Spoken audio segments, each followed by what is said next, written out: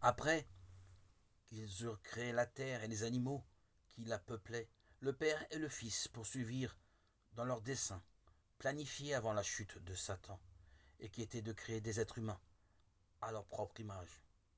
Ils avaient travaillé ensemble à la création de la terre et de toute créature vivante sur sa surface. Et maintenant Dieu dit à son Fils, faisons l'homme à notre image. Adam surgit de la main de son Créateur et était de hauteur noble et de forte belle symétrie. Ses traits étaient parfaits et beaux. Son teint n'était ni blanc ni pâle, mais rubicond et éclatant avec la riche teinte de la santé. Ève n'était pas aussi grande qu'Adam. Sa tête était légèrement au-dessus des épaules d'Adam. Elle était également noble, de proportions parfaites et très belle.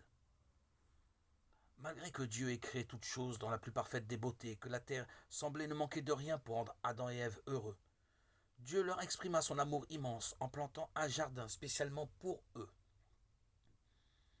Ils passeraient une partie de leur temps à la tâche plaisante d'entretenir le jardin, une autre partie à des visites avec les anges, à écouter leurs instructions et à des pensées heureuses. Leur travail n'était pas fatigant, au contraire, il était réjouissant et revigorant. Ce jardin magnifique était prévu pour être leur lieu de vie. Dans ce jardin, le Seigneur avait placé des arbres de toute utilité et de toute beauté. Il y avait des arbres avec des fruits luxuriants en abondance, riches en parfums, agréables à l'œil et délicieux au goût, qui étaient destinés par Dieu à être de la nourriture pour le couple saint. Il y avait les vignes magnifiques qui poussaient droites, chargées de leurs fruits.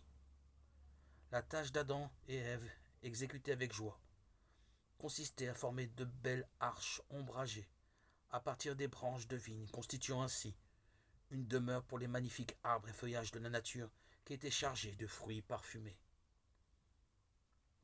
La terre était enveloppée d'une magnifique verdure et des milliers de fleurs odorantes, de toutes variétés et de toutes les couleurs, surgissaient dans une riche profusion autour d'Adam et Ève.